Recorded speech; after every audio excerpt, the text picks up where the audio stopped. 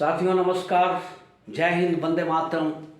आप सबका बीपी सिन्हा की चौपाल में हार्दिक स्वागत है, अभिनंदन है। मित्रों, आज से एक नया सीरीज शुरू करने जा रहा हूं, जिसका पहला वीडियो आज लॉन्च कर रहा हूं। साथियों, भारतीय राजनीति में कुछ शब्द बेहद कॉमन है जो हर दूसरे वाक्य में, हर दूसरे सेंटेंस में यूज होता है, जैसे वामपंथ और दक्षिण पंथ। ये वामपंथी पार्टी है, दक्षिणपंथी पार्टी है, लेफ्ट पार्टियां, राइट पार्टियां, left wing, right wing, liberal और कट्टर। तो ये जो वामपंथ और दक्षिण पंथ है, ये दो धाराएं हैं। साथियों, आज बहुत खुशी होती है जब अपने देश के युवाओं को देखते हैं कि बहुत दिलचस्पी ले रहे हैं वो पॉलिटिक्स में, राजनीति में। जब यूट्यूब पे उनके कमेंट्स पढ़ता हूँ, भर भर के कमेंट्स डालते हैं, तो बहुत दिल को बहुत सुकून मिलता है, बहुत अच्छा लगता है।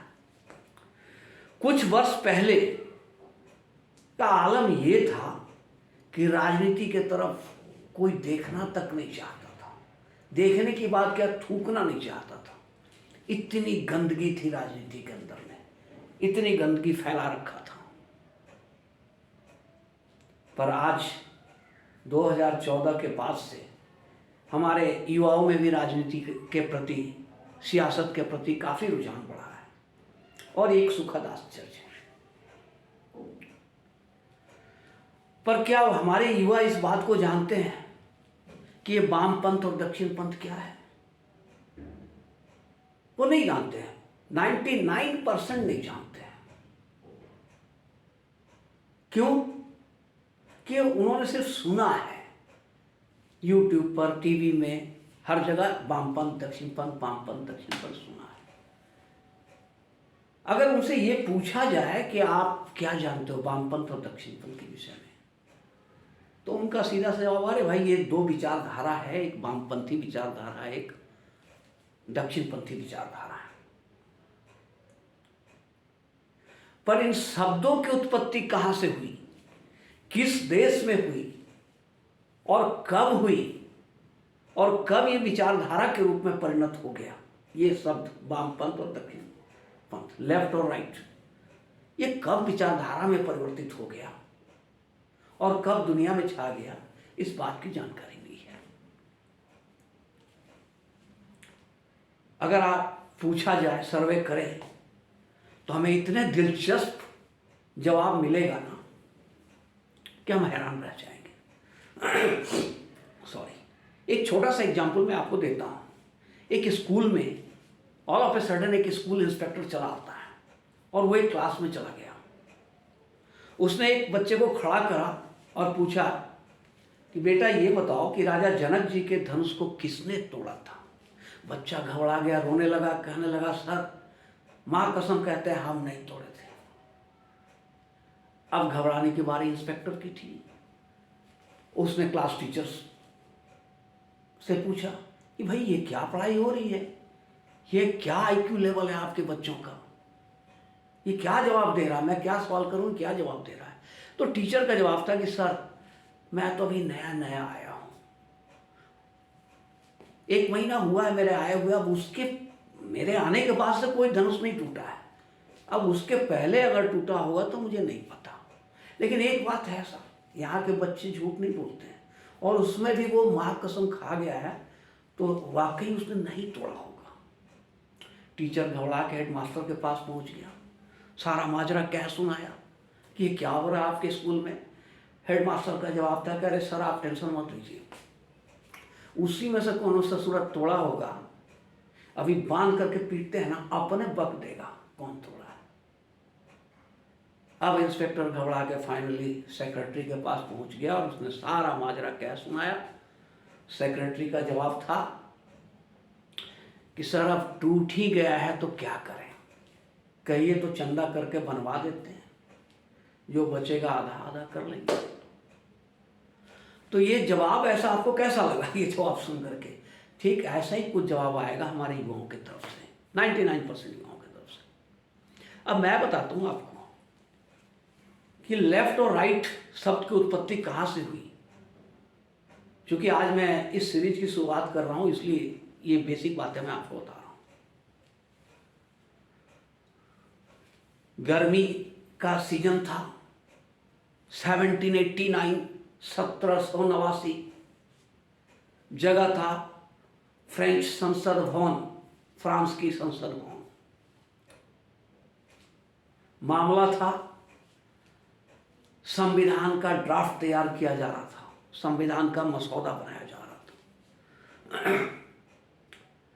अब उसमें बात ये थी कि जो 16वें किंग लुई हैं फ्रांस के, उन्हें कितने अधिकार दिए जा सकते हैं। अब इसमें दो गुट थे। एक गुट था जो राजशाही के तरफ था और दूसरा गुट था जो राजशाही के विरोध में था। साथियों, ये बहुत विरोध हुआ, काफ़ी हंगामेदार सेशन रहा। इसके बाद क्या हुआ कि जो चेयरपर्सन है फ्रेंच संसद के, जब वो चेयरपर्सन के बाएं बाजू में, लेफ्ट साइड में ये विरोधी बैठ गए और दाएं बाजू में राजशाही के समर्थक बैठे। वहीं से इसकी शुरुआत हुई 1789 में कि ये वामपंथ और दक्षिण पंथ, लेफ्ट साइड और राइट साइड, ये उस समय तक कोई विचारधारा नहीं थी। ये सिर्फ एक सीटिंग अरेंजमेंट था जिससे ये पता चलता कि ये दोनों विरोधी गुट हैं। 1790 तक तो ऐसा ही चलता रहा। लेकिन जब नेपोलियन बोनापार्ट का हुकूमत आया फ्रांस में, तो ये व्यवस्था खत्म हो गई, ये सीटिंग अरेंजमेंट भी खत्म हो गए, ये सब भी खत्म हो गए। अब सब एक साथ बैठना शुरू कर दिए। लेकिन 1861 में जब फ्रांस में संवैधानिक राजशाही की शुरुआत हो रही थी, उस समय फिर से उभर कर आ गया ये वामपंथ और दक्षिण पंथ। और उसी समय से अखबार वालों ने, प्रिंट मीडिया ने ये लिखना शुरू कर दिया, दो विरोधी गुटों के लिए नाम रख दिया लेफ्ट और राइट, लेफ्ट विंग और राइट विंग। ये वहाँ के प्रिंट मीडिया ने लिखना शुरू कर दिया। अब धीरे धीरे आहिस्ता आहिस्ता ये बढ़ने लगा। 1900 में ये पूरे विश्व में छा गया और एक समय ऐसा आया कि ये लग रहा था कि ये वामपंथ पूरी दुनिया को निगल जाएगा, पूरी दुनिया को अपने शिकंजे में ले लेगा। पर इनकी नीतियां इतनी विध्वंसक थी कि ये खुद निपटते चले गए। ये मजदूरों का मसीहा बनकर जाते थे कि हम मजदूरों के हक के लिए लड़ रहे हैं, मजदूरों का जीवन स्तर सुधारने के लिए लड़ रहे हैं, मजदूरों को उनका हक दिलाने के लिए लड़ रहे हैं। और करते क्या थे? फैक्ट्री हक नहीं दे, ये नहीं देखना था कि फैक्ट्री को या कारखाने की हैसियत क्या है, वो क्या दे सकता है, क्या नहीं दे सकता है, कैसे चल सकता है कारखाना। जब कारखाना फैक्ट्री चलेगी तभी तो मजदूर भी रहेंगे। इन्हें इस सब से मतलब नहीं था, ये देना है तो देना है। आज पश्चिम बंगाल में क्या हुआ? सारी फैक्ट्रियां, सारे उद्योग बंद।